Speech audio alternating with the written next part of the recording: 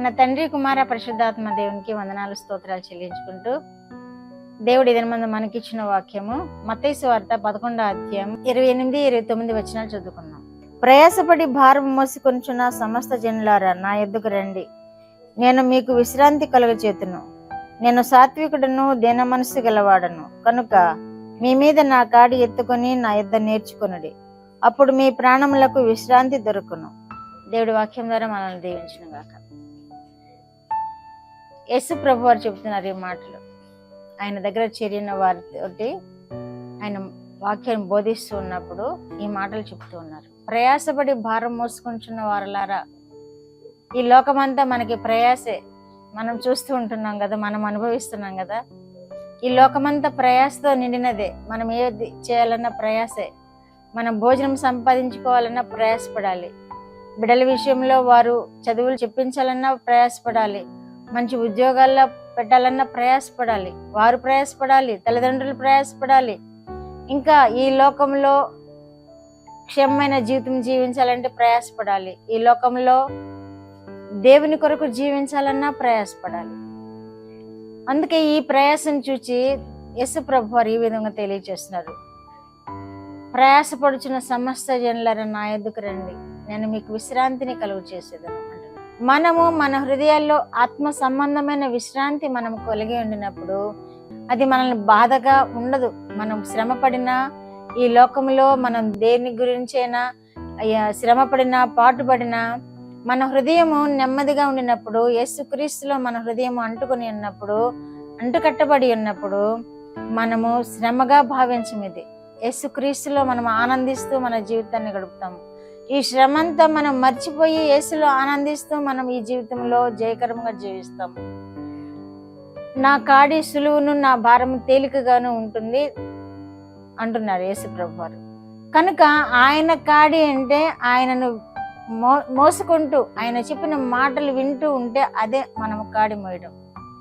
ఆయన మాటలను మనం అర్థం చేసుకుని ఆ మాటల ప్రకారం జీవించినప్పుడు ఈ లోకం వైపు మనం చూడము, అదే ఆయన కాడిగా ఉంటుంది. ఆయన కాడి మనల్ని లోకం వైపు నడవనేదు, లోకములో అశాంతి పొందనేదు, లోకములో కష్టం అనుభవింపనేదు. ఈ కష్టం అంతా తేలిక చేస్తుంది. కనుక నా కాడి సులువును, నా భారము తేలికగాను ఉంటుంది, అప్పుడు మీరు విశ్రాంతి పొందుతారు అని యేసు ప్రభు వారు తెలియజేస్తున్నారు. అలాగే యోహాను సువార్త 7:37లో కూడా దప్పిగొన్న ఎడల నా యొద్దకు రండి, నా యొద్దకు వచ్చి దప్పి తీర్చుకొనవలెను, నా యందు విశ్వాసం ఉంచు వానికి కడుపులో నుండి జీవజల నదులు పారును అంటున్నారు. ఆ దప్పికంటే మనము ఆత్మ దప్పిక కలిగి ఉన్నప్పుడు యేసుక్రీస్తును సంపాదించుకోవాలి, యేసుక్రీస్తులో జీవించాలి అనే దప్పిక మనము కలిగి ఉన్నప్పుడు ఆయన మనకి జీవజలాన్ని ఇస్తానంటున్నారు. ఆ జీవజలం ఏంటంటే మనలో ఆత్మని నింపుతారనమాట. అదే జీవజలము.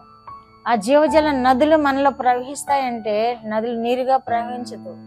ఆత్మ మనలో నింపుదల కలుగుతుంది, ఆత్మ నిండుకుని ఉంటుంది. మనం ఈ లోకంలో ఏ శ్రమను అనుభవించినా, ఏ ఒత్తిడి కలిగినా, ఏ ఇబ్బంది కలిగినా మన హృదయంలో ఆత్మ, దేవుని ఆత్మ మనల్ని ఏలుతూ ఉంది కనుక అది మనల్ని బాధించలేదు. ఈ లోక శ్రమ మనల్ని బాధించలేదు. ఈ లోక శ్రమ మనకి ఒత్తిడి కలుగు చేయదు. ఈ లోకంలో మనం సమాధానకరంగా జీవించగలుగుతామని వాక్యాల ద్వారా గ్రహించగలుగుతున్నాము. కనుక ప్రయాసపడి భారం మోసుకుంటున్న వారలారా అని పిలుస్తున్నాడు యేసు ప్రభు వారు. నా యొద్దకు రండి అని పిలుస్తున్నారు.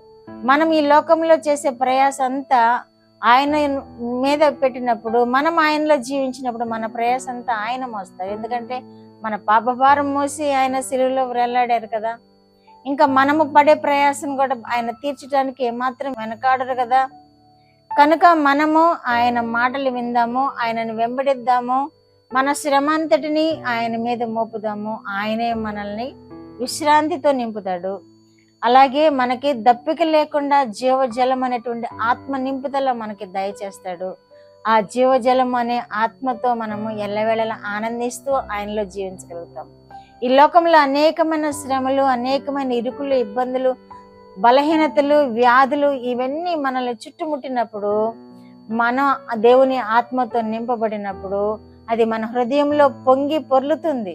మనకి సమాధానము, శాంతి, నెమ్మది ఇస్తుంది. అప్పుడు ఈ లోకం అదంతా మనం మర్చిపోయి దేవునిలో ఆనందిస్తూ ఉంటాం. దేవునిలో మనము దప్పిక తీర్చుకుంటాం. దేవుని ఆత్మతో మనము ఆనందిస్తూ ఈ లోకాన్ని జయ జీవితముతో మనం జీవించగలుగుతాం. అట్టి కృప మనందరం పొందుకుందాం గాక. ప్రార్థన. మా దేవా, మీరు ఇచ్చిన వాక్యం కొరకు వందనాలు ప్రభువా. ఈ లోకంలో శ్రమ పడుతున్న మా ప్రభు బిడ్డలందరినీ నైనా మీరు పిలుస్తున్నారు, నా యొద్దకు రండి, విశ్రాంతి కలుగును అంటున్నారు ప్రభువా. మా తండ్రి, మీరు ఆదుకొనండి. ఎవరైతే ఈ లోకంలో శ్రమానుభవంలో ఉన్నారో వారిని ఆదుకొనండి. ఎవరైతే బలహీనులుగా ఉన్నారో వారిని ఆదుకొనండి. ఎవరైతే బిడ్డల విషయంలో భారంతో ఆలోచన కలిగి ఉన్నారో వారిని మీరు ఆదుకొనండి. వారికి నెమ్మదినిచ్చి వారి భారమును మీరు వహించి వారికి విశ్రాంతి కలుగు చేసి మీరు మహిమ పొందమని యేసుక్రీస్తు వారి పేరిట ఈ మనవులో మీ పాదముల యొద్ద వేడుకుంటున్నాను పరమ తండ్రి. ఆమేన్.